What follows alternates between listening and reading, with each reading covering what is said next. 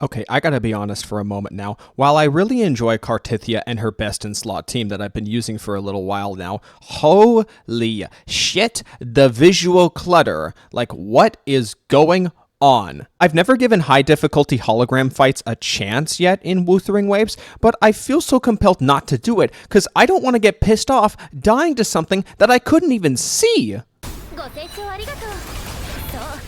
What the fuck is happening? I can barely even see where my character is. And I am not colorblind at all. I don't have any problems, any visual issues whatsoever. And look how this is. Can you tell? You see, that one hit me. I didn't notice it because I couldn't see it.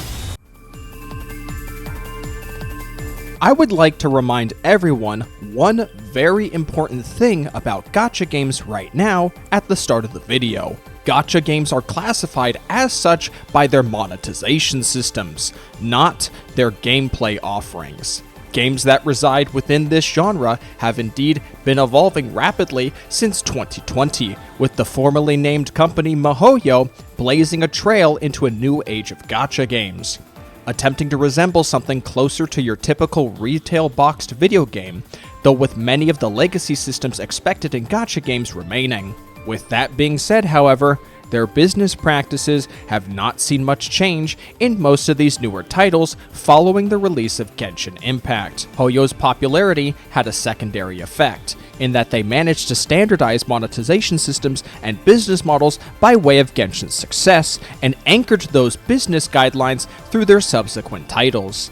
If a new gacha game wished to come out in hopes of appealing to this new mainstream audience, they needed to at the very least match Hoyo's gacha foundation, stamina systems, and store bundles and pricing options. In most cases, if a competitor didn't offer a more generous monetization system to compensate for not having a game on the same scale as a Hoyoverse title, or heaven forbid, they offer something even more predatory, there would be an immediate negative reaction from the mainstream that would severely harm the success and growth of said new gacha game. At least, that was the case for a time. Lately, however, it would seem that idealistic vision of a player-friendly gacha game is beginning to show its cracks, as the old tricks of the dinosaur gacha era are starting to creep their way back into this new age of game design for gachas, with Honkai Star Rail being such a blatant and almost unapologetic offender in this regard. The remaining of the Big Four have their own share of problematic shifts towards the gacha business of old,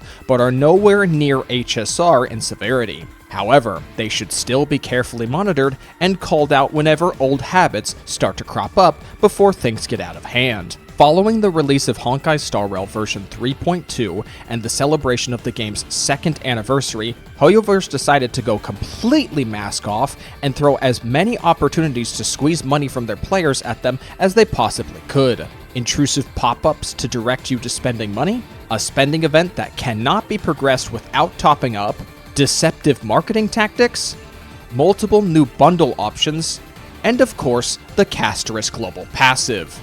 Pretty sure that's everything, right? Oh, hang on. Power creep's at my door. Give me a second. If things weren't bad enough, Honkai Star Rail players only had a single patch to breathe before Hoyo would go in again for another round, as the 3.4 livestream and the revealed details of the Fate collaboration included a limited time offer of a free light cone for the 5-star Fate character Archer. The light cone can be claimed after making a total of 200 event banner pulls over the duration of 3.4.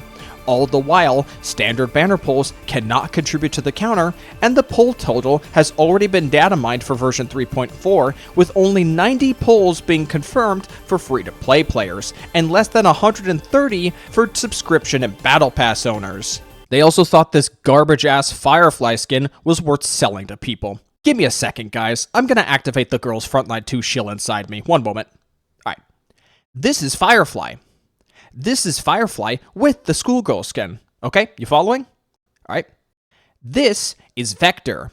This is Vector with her schoolgirl skin.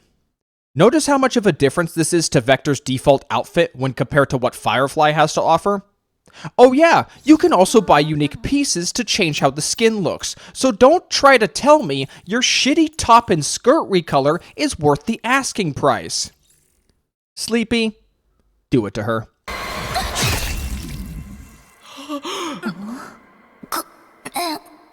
In such a short time, the gacha game that was championed for doing what Genshin Impact couldn't has become the first casualty in the modern space to fall back into aggressively milking their players for as much money as they can get their hands on. And beyond that, both Genshin Impact and Zenless Zone Zero have begun taking their own approaches to going in for another round as well, just doing so on a smaller scale as to not turn so many against their games too quickly. Wuthering waves as well, though to the smallest backlash of the four, as Kuro Games' mostly positive reputation has given them some leeway to step out of line occasionally. Regardless though, this end-shitification of the modern gacha market is having a massive negative backlash across the entire industry, and when combined with the ever-increasing saturation of new releases that keep trying to tap into that ever-shrinking open-world audience, we could be looking at a wide-reaching market crash for gacha games sometime in 2026. I will say it again. Gacha as a genre is defined by its monetization, not its gameplay. That very monetization is aggressive, intrusive, restrictive, and incredibly expensive. Every single one of these games wants you to treat them like your forever game.